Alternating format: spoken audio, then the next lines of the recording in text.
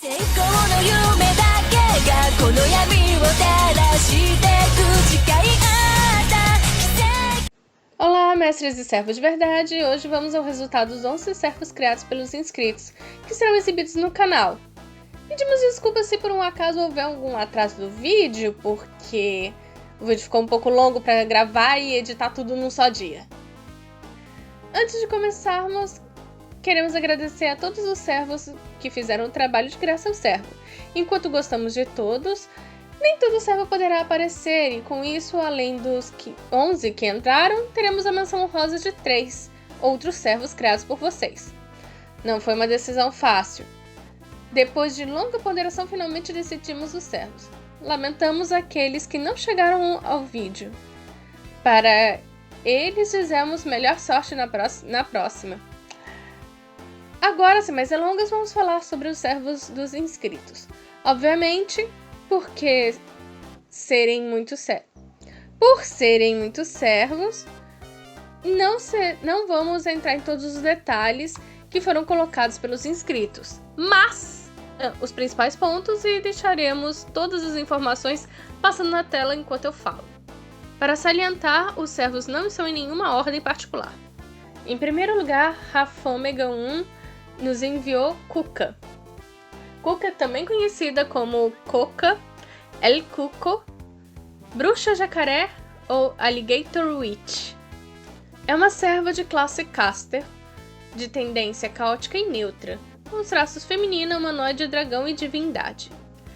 Suas habilidades incluem Caça Eterna, rank B, que também é um fantasma nobre de suporte.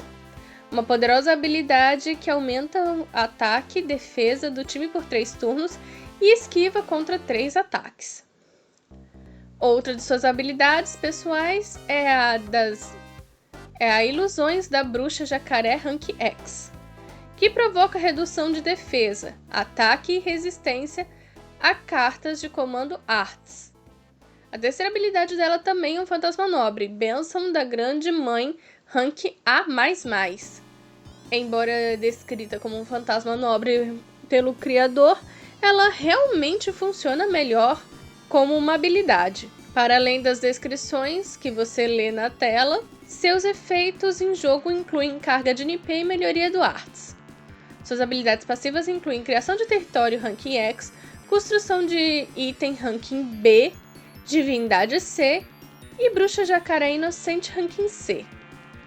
Essa passiva nova, que carrega o NP em 5% por turno e concede resistência a venenos de 95%. Seu fantasma nobre em jogo seria os domínios da bruxa monstro rank C+. É um fantasma nobre do tipo Fortaleza Mística. Esse fantasma nobre permite que Cuca plante uma semente que faz uma floresta se materializar. Ela controla a floresta contra aqueles em seu interior, provocando dano ampliado naqueles que possuem tendência maligna. Durante a duração desse fantasma nobre, Cuca toma uma forma monstruosa. Agora um pouco sobre a serva. Nascida da união dos deuses Guaraci, deus do sol, e Jaci, deusa da lua, Cuca, junto com sua irmã gêmea Boitatá, foram acolhidas e treinadas por Caipora, o que mais tarde as três ficaram conhecidas como as principais guardiãs da mística floresta, que futuramente se tornou conhecida como Amazônia. O nome Cuca foi dado pela própria Caipora, que, de acordo com a Cuca, tem um péssimo talento para dar nome às coisas. Ela só aceitou pelo fato de achar fofo, principalmente quando sua irmã a chamava. Sendo temida e respeitada como uma divindade sábia, severa e justa, visto tanto como uma sábia, calma e bela mulher que orientava aqueles à sua volta, mas também uma implacável e majestosa fera draconiana com grandes asas e pelos e penas brancas como a lua cheia, caçando e causando horror a todos que ousassem desafiá-la. sendo capaz de causar dos sonhos mais felizes a temores quase incompreensíveis, podendo influenciar a natureza a ponto de fazer simples frutos serem capazes de curar feridas e doenças. Tendo como principal morada uma cabana dentro de uma grande árvore mágica em meio a um lago, onde ela eventualmente recebia diversos visitantes, desde aqueles que procuravam seus conselhos ou apenas procurando alguém para conversar, a viajantes em busca por curas para feridas aos quais não melhoravam. Curiosamente, o lago em volta da morada de Cuca esteve por muitas vezes rodeado de predadores aos quais eram agressivos com seres com más intenções, ou aqueles os quais Cuca marcava como alvo, sendo vista por quase todos os predadores como uma alfa. Infelizmente, com a chegada dos europeus, muito de sua imagem foi distorcida pelos jesuítas, que se apropriaram um pouco de informação de Cuca e não haviam se perdido e fizeram dela uma maligna e horrenda e poderosa bruxa. Como já não bastasse isso, e as cantigas sobre bruxa logo surgiram. Infelizmente, não intencionalmente, por conta dos contos de Monteiro Lobato, com que essa visão distorcida e terrível, criatura com aparência de jacaré, a tornou mais conhecida pelas massas desta maneira. Mas por meio de escrituras antigas resgatadas por antigos líderes de comunidades descendentes dos povos antigos, que guardam e oram por suas guardiãs. Como Caster, ela surge como uma representação da temida bruxa Cuca, perdendo boa parte de sua divindade e tendo uma drástica alteração em seus traços de dragão, que agora assumiram a aparência de jacaré. Mas esta mudança está apenas em sua aparência, e seu poder ainda é de um poderoso dragão, devido aos diversos e diferentes contos e as versões que seu mito a tornaram capaz de compreender e aprender todas as formas de magia mais obscuras, como bruxaria antiga e moderna, ocultismo, xamanismo, entre outras. Número 2. Léo nos enviou Aníbal, também conhecido como Aníbal Barcas, Aníbal, filho de Almícar. É um servo de classe Rider, de tendência caótico neutro, com os traços humanoide masculino, montaria e servo. Suas habilidades incluem Scars of Trebia, ranking A, que confere sistema de debuff para o time por um turno e cura o time. Seguido por Battle of Kane, ranking B, que melhora o ataque e a geração de crítico do time por 3 turnos. Sua terceira habilidade é Rome's Nightmare, ranking A++, que confere a ele ignorar invencibilidade por um turno, o aumento do dano crítico e do dano de NP por 3 turnos. Entre as passivas, ele possui montaria de ranking A, ação independente ranking A e herói de Cartago sem ranking, que aumenta o Buster em 7% e a geração de crítico por 7%. Seu fantasma nobre é um fantasma nobre anti-exército, ranking A, do tipo Buster.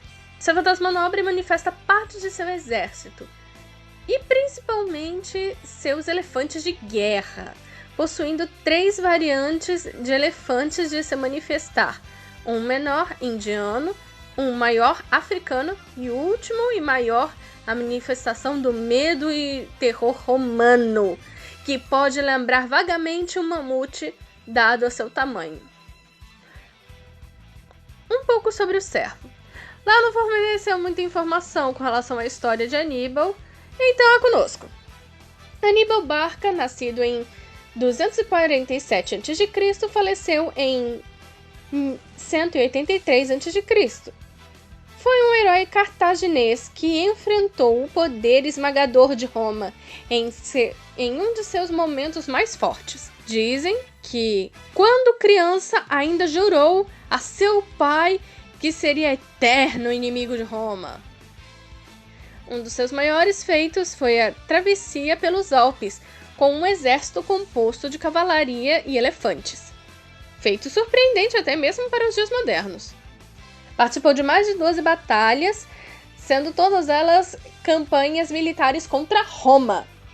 Apesar de conquistar muitas vitórias, nunca avançou em direção a Roma e posteriormente foi derrotado e forçado a assinar um tratado de paz com Roma. Aníbal ainda tentou se reerguer contra Roma uma segunda vez, mas fracassou. Eventualmente preferiu tirar a própria vida a ser capturado pelos romanos. Um colega da minha EU 3D de pós-graduação ia adorar esse servo se ele jogasse Fate Go, porque o tema de pesquisa dele era sobre Cartago. Número 3, Michael X nos mandou o Imperador Sutoku, também conhecido como Akihito Daitengo, um dos 3 grandes yokais malignos do Japão e um dos 3 grandes fantasmas do Japão. É um Avenger de tendência leal e maligna, com os traços demoníaco, rei, servo, com aparência feminina, humanoide, servo e fraco contra Numeliche. Entre suas habilidades ele possui Karma Negro Ranking X, que confere a ele Guts e ativada uma vez dura 5 turnos, com o efeito especial de ser combinado com outras habilidades de Guts. Ele também aumenta o dano crítico de aliados malignos e um extra para aliados caóticos. Sua segunda habilidade é a Natureza Demoníaca do Tengu Ranking A, que confere a regeneração de NP por 3 turnos. Permite trocar o tipo de seu fantasma nobre entre Artes, Buster e Kick, e com ele todas as suas cartas de comando. Sua terceira habilidade é a Última Gota Ranking X. Após a ativação dessa habilidade, sempre que Sutoku ativar a habilidade Guts, ele provoca Curse de 10.000 de dano por um turno em todos os inimigos e aumenta a chance de provocar debuffs mentais e resistir a eles por 3 turnos. Em suas habilidades passivas, ela possui Avenger Ranking X, Correção do Esquecimento Ranking E, ele no caso, Encanto da Loucura Ranking X, e como passivas novas possui Edônimos Ranking B, Auto Restabelecimento Maldição Ranking E. E seu fantasma nobre é o Vontade Final. Em Último Fôlego, Desastre deverá surgir. O fantasma nobre do tipo Kick, que provoca dano em todos os inimigos e provoca a morte de Sutoku, que não pode ser prevenida por Guts, e reduz o cooldown das habilidades do time por um turno. Com o efeito de Overcharge, provoca maldição em todos os inimigos por 10 turnos. Nossa, ficou um pouco roubado. Como o Michael não forneceu informações extras sobre um pouco da história do servo, é com a gente de novo. Sutoku foi o 75º imperador do Japão, filho do imperador Toba e Fujiwara no Shoshi.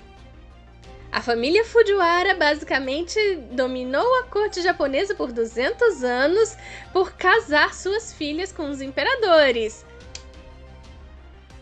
É sério que você realmente pegou essa mania para até mesmo para escrever seus roteiros, MC? Sim, desculpe.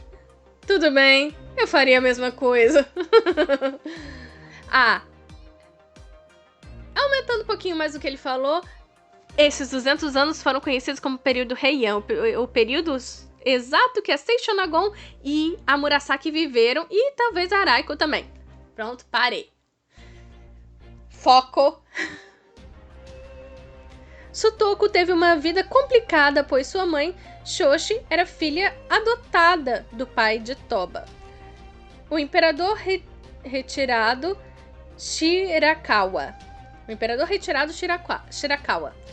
Quando Shirakawa fez com que Toba se casasse com Shoshi, não demorou muito para ela aparecer grávida, e por isso rumores de que Sutoku fosse filho de Shirakawa e não de Toba tomaram a corte imperial. É importante salientar, durante esse período o imperador ativo não tinha qualquer poder político real. A figura do imperador era associada com ritos e festividade, e por isso ele tinha pouco tempo livre para se envolver em política e verificação de documentação, e portanto a corte era dominada basicamente pelos clãs e pelo imperador retirado. Os imperadores começavam a se aposentar mais cedo do papel de imperador e colocavam seus filhos como fantoches, e realmente começavam a exercer alguma forma de influência política. Sutoku tornou-se imperador aos 25. Ele permaneceu no poder de 1123 a 1142, embora quem realmente controlasse tudo fosse Shirakawa. E depois de sua morte, Toba tomou a influência e, ainda desconfiado de que Sutoku fosse filho de Shirakawa, forçou Sutoku a abdicar em favor do seu irmão Konoe. Sutoku permaneceu sem poder ou influência durante os anos em que Toba permaneceu sob controle do Império. Sutoku esperava que seu filho se tornasse imperador, porém, seu quarto irmão, Masahito, foi proclamado imperador. Sutoku iniciou a rebelião Hougen para reclamar a sucessão de seu filho, porém, as forças de Masahito saíram vitoriosas. Sutoku foi banido e passou a viver uma vida monástica. Apesar de suas tentativas de reconciliação com o resto da família, suspeitas sobre as boas intenções de Sutoku fizeram com que o tratassem como um sacerdote maligno, e nunca aceitaram nenhum pergaminho ou sutra escrito por ele.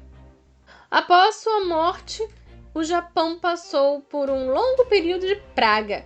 O imperador não demorou para morrer, e aqueles que foram contra Sutoku também faleciam, um atrás do outro. Dizem que a maldição de Sutoku começou a Guerra Genpei, o que provocou ainda mais mortes, e por isso duas lendas foram criadas. A primeira, mais popular, é que Sutoku transformou-se em um Daitengo, amaldiçoando o Japão, sendo confrontado por Yoshitoshi e derrotado. Essa versão, por vezes, é presente na lista dos 3 grandes yokais malignos do Japão. Às vezes é substituído por Otakemaru. A segunda versão diz que ele tornou-se um fantasma que espalhou a praga sobre o Japão após a corte ter rejeitado sua boa-fé. Nessa forma, ele tornou-se um dos 3 grandes Onryu do Japão, de Sugawara no Michi, junto de Sugawara no Michizane e Taira no Masakado. Nicolas Nascimento mandou El Cid, também conhecido como Rodrigo Dias de Vivar e Campeador. É um servo da classe Saber, possível de ser invocado como Berserker ou Raider. Sua tendência é leal e neutro, com os traços demoníaco, amado por Brunhilde, humanoide rei, servo fraco contra Inumelish. Com as habilidades pessoais Colada, Metal Puro Ranking A, que confere invulnerabilidade por um turno, carrega o NP em 20% e aumenta a resistência contra debuffs. Carisma Ranking B, nada para destacar aqui. Reconquista de Ranking X, que melhora o Buster por um turno. Confere a maldição de ativação após a morte e que carrega o NP do time e aumenta o dano do NP do time por 3 turnos. Entre as suas passivas possui Montaria Ranking A, Resistência Magia Ranking C, Essência de Ifrit Ranking X. Essa habilidade amplia o dano Buster, sua resistência contra a condição Burn e melhora o seu dano enquanto estiver em terreno de chamas.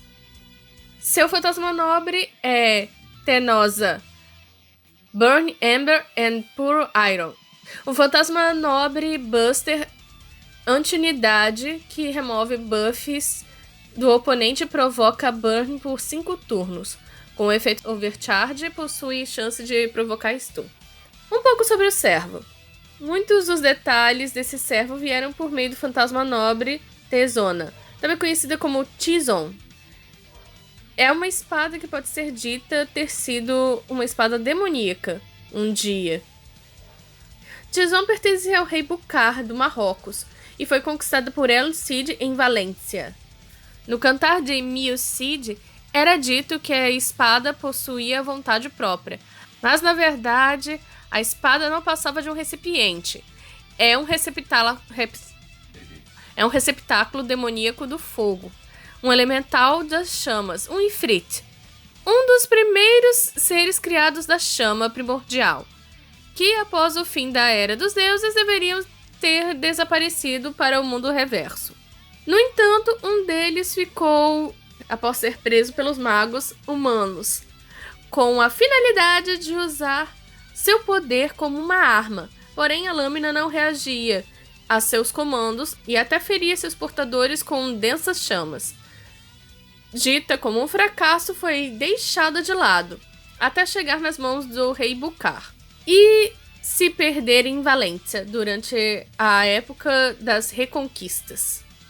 Após a lâmina chegar às mãos de Cid durante o seu exílio, onde se deparava com as inúmeras batalhas a vir e sem apoio de um rei, ele decide usá-la e aceitá-la por completo, sendo um guerreiro habilidoso de grande fama e que conheceu a traição e a inveja dos mais próximos.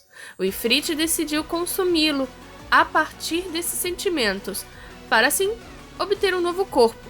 A lâmina no mesmo instante reagiu a seu chamado, em uma espécie de contrato formando uma série de marcas semelhantes a queimaduras, começaram a emergir pelo braço de El Cid, assim infundindo a essência do elemental do fogo com a do humano, como uma espécie de pseudo-elemental. Após esse dia, a própria espada Tizona se tornou algo mais como uma extensão do cavaleiro. Nas mãos dele, uma arma de poder implacável. Nas mãos de outros, uma lâmina morta sem poder. Número 5. Times Nest nos mandou o Rei Minos. Um servo classe Rider de tendência caótica e neutra, com traços, divindade, servo, montaria, amado por Brunhilde e fraco contra Inumilich. Entre suas habilidades pessoais, ele possui sangue do deus-chefe ranking A, e que confere a invencibilidade por um turno, aumento de resistência debuff por 3 turnos. Sua segunda habilidade é a falsa bênção de Poseidon X, que aumenta o kick por 3 turnos, carrega o NP em 20% e tem a chance de provocar stun em si mesmo por 3 turnos. Sua terceira habilidade é a maldição do touro branco ranking B, aumenta o ataque e absorção de crítico por um turno. Suas passivas incluem montaria ranking A, divindade C, resistência à magia ranking B.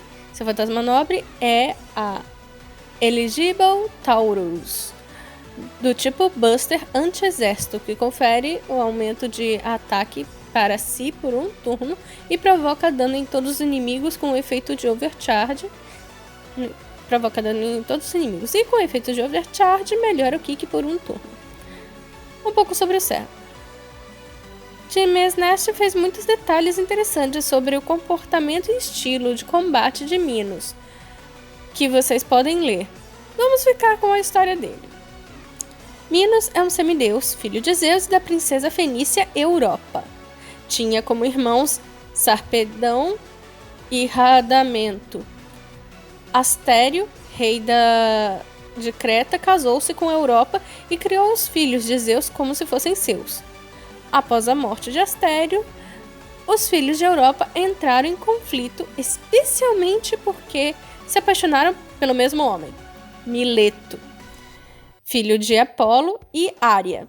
Em outras versões, foi por culpa de Atímio, filho de Zeus e Cassiopeia. Em todo caso, o homem amado preferia Sarpedão. Minos entrou em guerra com Sarpedão e seu amado, e os dois fugiram. Minos casou-se e teve vários filhos. Teve um caso com Procris, que ofereceu alguns dos tesouros que eram posses de sua mãe, Europa, o cão veloz e a lança que nunca erra o alvo. Sua história de maior destaque, no entanto, estava com o nascimento do Minotauro. Recebeu de Poseidon um maravilhoso touro branco que deveria ser sacrificado como oferenda para o mesmo. Só que Minos gostou demais do touro e colocou ele no rebanho e sacrificou outro touro qualquer. Isso enfureceu Poseidon, que fez com que a esposa de Minos se apaixonasse, e da união da esposa de Minos e do touro branco nasceu o Minotauro.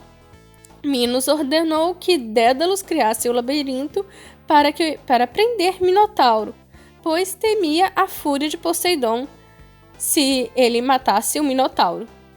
Depois do labirinto estar completo, prendeu Dédalus e seu filho dentro do labirinto junto com o Minotauro. Minotauro foi eventualmente morto por Teseus e Dédalus conseguiu fugir do labirinto voando. Ao descobrir que Dédalus estava servindo ao rei Cócalo, ele foi até o rei e exigiu que entregasse Dédalus. O rei Cócalo, no entanto, enganou Minos e o assassinou no banho. O corpo de Minos foi entregue aos cretenses com a desculpa de que Minos morrera afogado. Em algumas lendas, Minos tornou-se um dos 3 juízes do submundo, ao lado de Radamento e Eco. A função de Minos era dar o voto final em relação às almas que chegam ao submundo. Infelizmente, essa parte do mito não entrou no desenvolvimento do servo. Uma pena. 6. Sugiyamori nos enviou Akutagawa Ryunosuke, um servo da classe Berserker, com os traços humanoide, servo, dragão masculino e fraco contra Numelish. Suas habilidades pessoais incluem: a morte é inevitável, então apenas irei abraçá-la, ranking A, que aumenta o artes e o ataque dele por 3 turnos. Sua segunda habilidade é absorção humana, ranking X, versão ampliada da habilidade possuída por Hans, além de aumentar o dano crítico do time, que também aumenta o dano contra oponentes com o traço humano. Sua terceira habilidade é Ta Chuan Jiang, ranking A+++, que confere Guts para um aliado, duração de 3 turnos, aumenta o ataque do mesmo e confere a regeneração do HP. Passivas: ele possui construção de item ranking B, encanto da loucura ranking X e Blood Plague ranking X, que provoca o curse automático nele, que causa 600 de dano por turno e não pode ser ignorado ou resistido. Seu fantasma nobre é Zai Senlin, um fantasma nobre do tipo Arts, que causa dano em todos os inimigos, provoca redução de defesa antes do dano com efeito de overcharge, reduz a carga de MP do inimigo e reduz um ataque dos inimigos por 3 turnos. Um pouco do servo. Akutagawa foi um escritor japonês que viveu no período Taishō e é considerado o pai do conto japonês, com histórias e detalhes que exploram o lado negro da natureza humana. Teve um início da vida peculiar, sua mãe enlouquecendo após dar à luz a ele, e foi adotado por seu tio materno, Akutawa Doushou. Foi estudioso de literatura chinesa clássica, ainda jovem. Isso explica por que a maioria das habilidades dele estão, na verdade, em chinês. Um dos seus primeiros trabalhos em destaque foi o curta Rashomon, que havia sido baseado no Konjaku Monogatari Shu. Apesar da carreira notável, Akutagawa nunca escreveu um livro extenso, porém tem 150 histórias com seu nome publicadas, sempre explorando o lado negro da natureza humana e se inspirando nos antigos clássicos contos chineses e japoneses. Parou sua carreira literária para ser repórter. Foi até a China, onde ficou doente e nunca recuperou a sua saúde. Ele escreveu um conto mais popular após essa viagem, o Yabu no Naka. Algum tempo depois, se suicidou por overdose com apenas 35 anos. Nossa, como jovem, morreu bem jovem. Número 7. Temos um empate de certa forma. Yuri Silva e Gabriel Dalabrida, ambos criaram Lycaon. Enquanto um se destacou pelos detalhes na história e maneirismos de Lycaon, o outro teve ideias melhores para suas habilidades, que, pelo menos para nós, combinavam melhor com a lenda mais popular de Lycaon e sua ligação com a licantropia. Gabriel tornou Lycaon uma berserker de tendência caótica e maligna. Yuri desenvolve as habilidades From Light of Darkness, ranking B+, rank B, que confere regeneração de NP por 5 turnos, também a geração de NP. Se tiver à noite, ele também carrega automaticamente seu NP, porém, ela não ganha regeneração de NP. Se tiver à noite, ela ganha carga automática em seu NP, porém não ganha regeneração de NP. Sua habilidade é a Curse, Wolfbite, ranking A+. Que Lycaon atacar, existe a chance de remover buffs ofensivos do oponente, que provoca Curse. Também amplia o Kick por 3 turnos. Sua terceira habilidade é Fallen King, ranking A. Que aumenta a absorção e crítico por 1 turno e confere Guts, que dura 5 turnos. Passiva. Yuri deu a ela unicamente Fanatismo ranking X, que melhora o Buster e a chance de provocar debuff.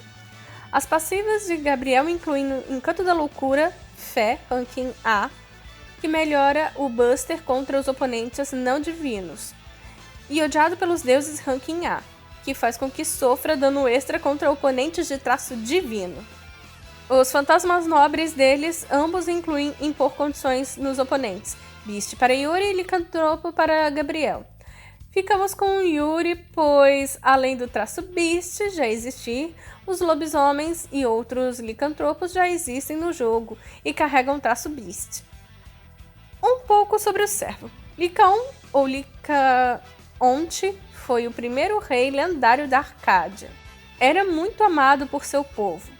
Fundou a cidade de Licosura, uma das mais antigas da Grécia, e nela criou um altar a Zeus.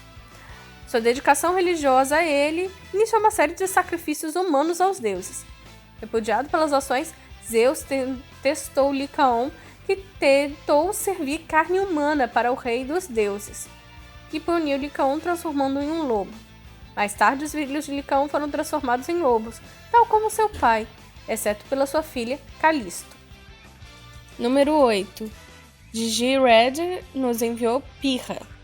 Também conhecida como Mãe da mitologia grega, Irmã das Feras, Filha da Maldição, Mãe das Saberfaces. Ok! É uma Saber de tendência caótica e boa, com os traços besta, divindade feminina, humanoide, montaria, serva, grego, Saberface, isso explica, e fraca contra a Meliche. Por que todo mundo quer criar Saberface? Sério? Na boa.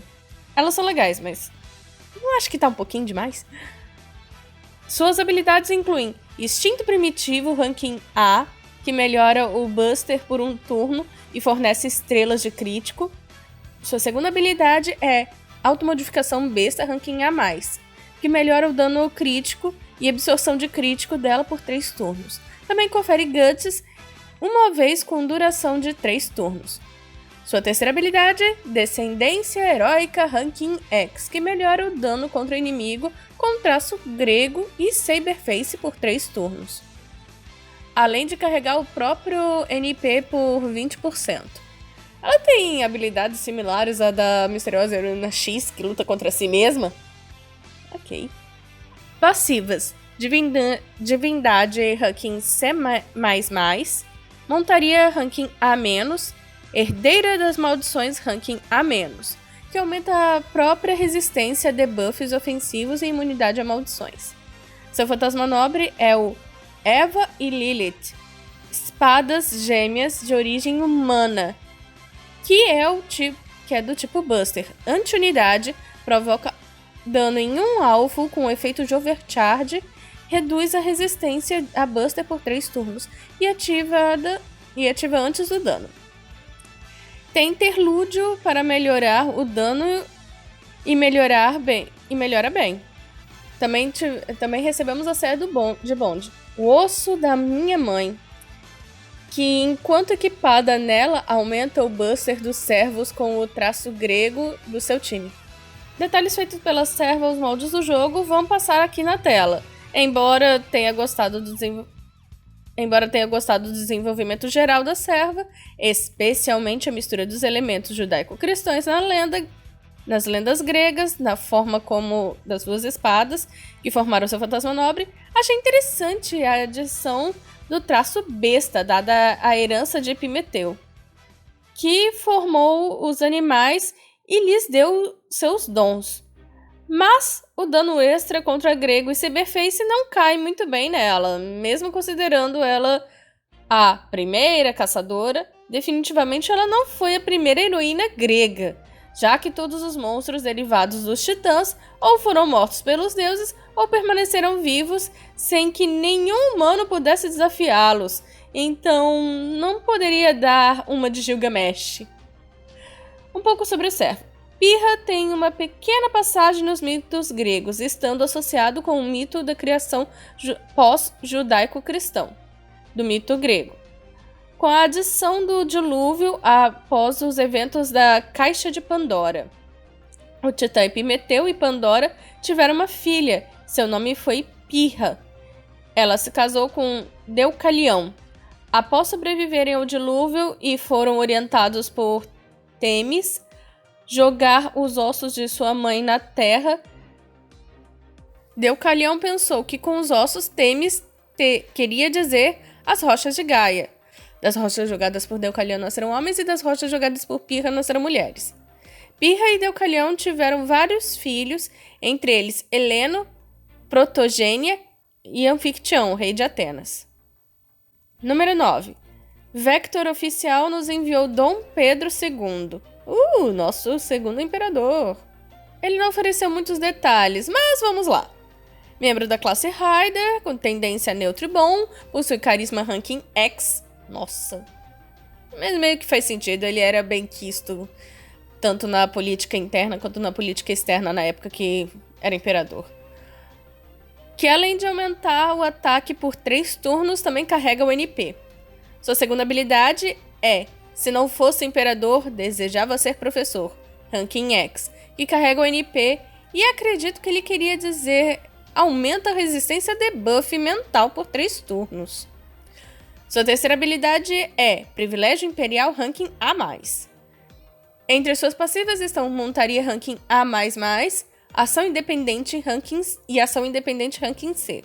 Seu fantasma nobre é a paz e prosperidade para o Brasil, que confere invulnerabilidade para o time por 3 turnos. Como não está completo, vamos preencher as brechas e umas suaves mudanças. Trocaria carisma ranking X por carisma magnânimo ou algum outro nome diferenciado para justificar a carga de NP. A segunda habilidade pode possuir um nome mais abrangente que derive de seu imenso conhecimento, derivado de seus estudos extensivos. Com relação a seu fantasma nobre, é bom que ele gere outros efeitos, como resistência à remoção de debuff e outros efeitos que possam valer quando for preciso melhorar o NP e o overcharge. Baseado no nome, esse não é um fantasma nobre ofensivo, então imagino algo como regeneração de HP ou até de NP para o time em adicional à invulnerabilidade. Um pouco sobre o servo. Também conhecido como Pedro II do Brasil, foi o último monarca do Império do Brasil, reinando sobre o nosso país por 58 anos. Nascido no Rio de Janeiro, passou grande parte de sua juventude estudando. Até onde se sabe, só teve um caso amoroso com o qual ele realmente se arrependeu. Levou o Brasil a vitórias em 3 conflitos internacionais. Em seu auge, seu governo foi considerado a Era Dourada do Brasil. Era empolgado com a evolução científica e os movimentos intelectuais, conquistando a amizade e o respeito de grandes pensadores de sua época. Já em idade avançada, ficou menos animado. Não resistiu à remoção do governo imperial. Não resistiu à remoção do governo imperial e já era bem entristecido com o fato de que seus 2 filhos morreram ainda muito jovens, bem antes dele ter sido deposto como imperador. Eventualmente foi exilado e veio morrer na Europa, apenas com o retorno do prestígio da família imperial brasileira, que seu corpo foi trazido de volta para o Brasil e foi recebido com grande glória. Número 10. Tio Chabra nos enviou Abe no Seimei. Sempre quis saber como ele seria como servo. Candidato a Gran Caster. Um servo com potencial para se tornar Gran Caster, sua tendência é verdadeiro neutro com os traços humanoides, servo e divindade. Suas habilidades pessoais incluem clarividência ranking B+, essa habilidade está listada, mas não é usada em jogo.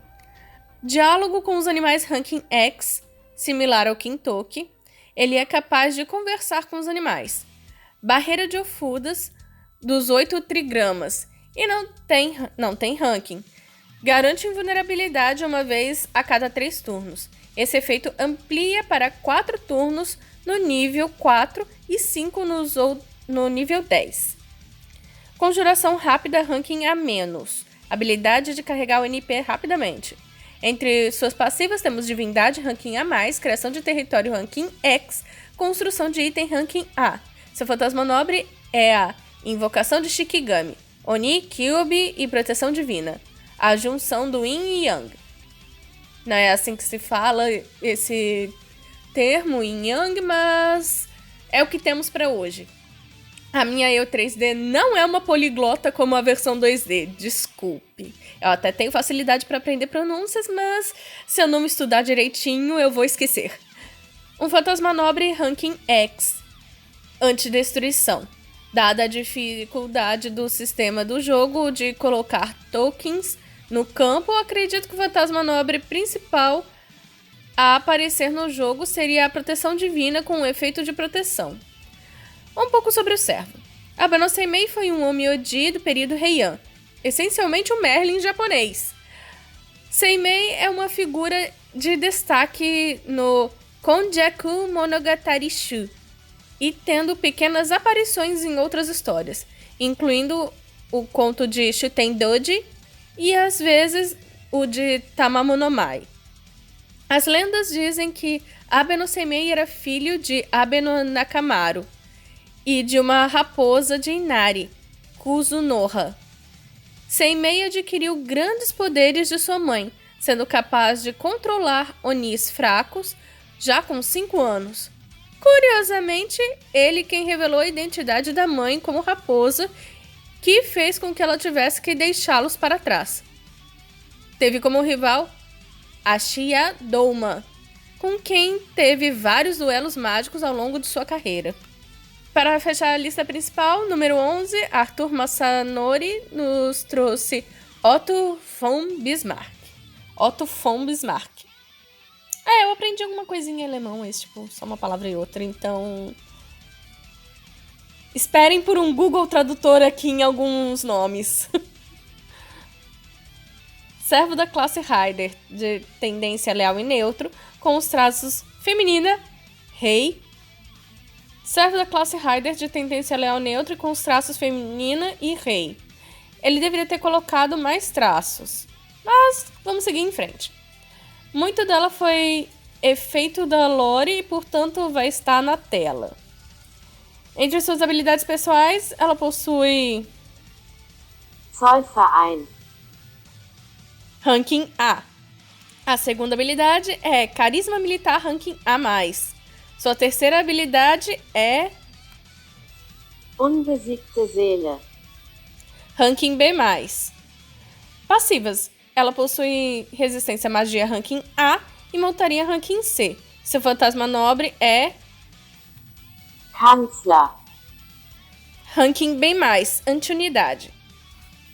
Anschluss, Ranking A, anti-exército. Esse é o mais provável ser o fantasma nobre a ser usado no jogo. Arthur fez um bom trabalho de história, então vamos ler. Arthur fez um bom trabalho de história, então só vou ler. Um pouco sobre o servo.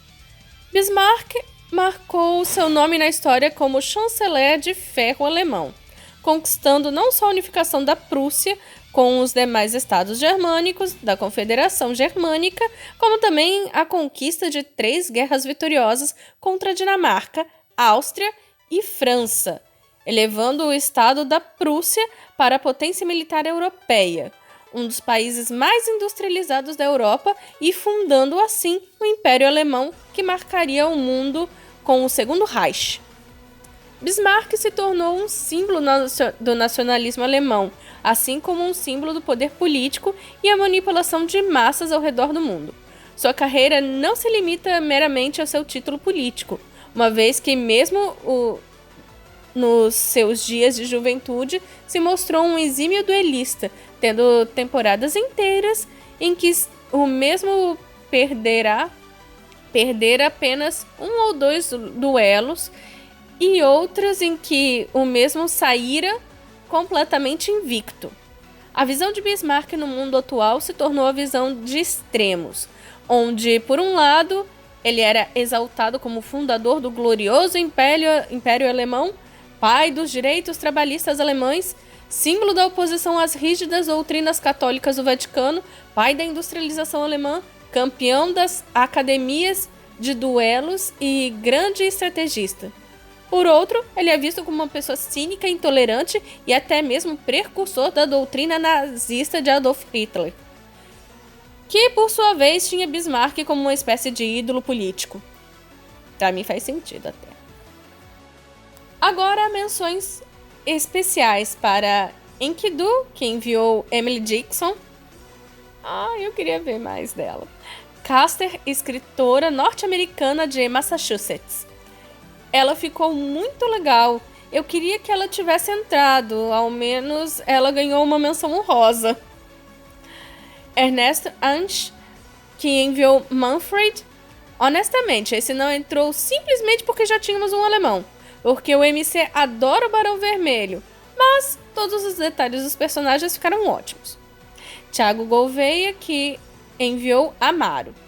Amaro ficou bem interessante, mas faltou gordura para ele se destacar entre os outros servos a surgir, e sua própria história infelizmente não se destaca tanto. Então, para adicionar gordura ao servo e torná-lo mais forte, seria bom torná-lo um servo combinado, tal como Moriarty e Ressian Lobo.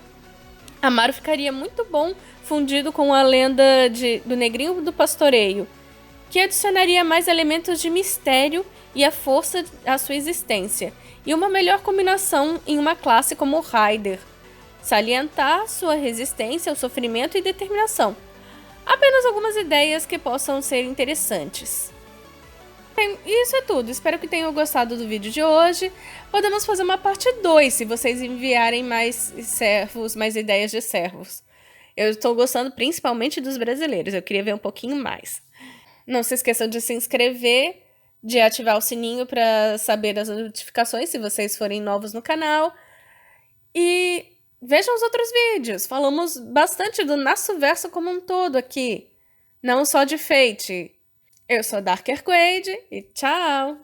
Finalmente! Atualizando os créditos dos vídeos. Demorou, hein? Muito obrigado aos mestres e grandmestres do Padrinho. David Cunha Inácio, Gabriel Félix Rueta Araújo, Giovanni Miceli Crisóstomo, Jonathan Salles, Maria Lúcia, Renan e Vinícius Marques. Muito obrigado a todos. A contribuição de vocês ajuda o canal a ficar de pé e a evoluir. Agora, eu me pergunto, quanto tempo vai levar para atualizar isso de novo? Provavelmente quando entrar mais gente no Padrinho, com sorte. Sei lá, vi.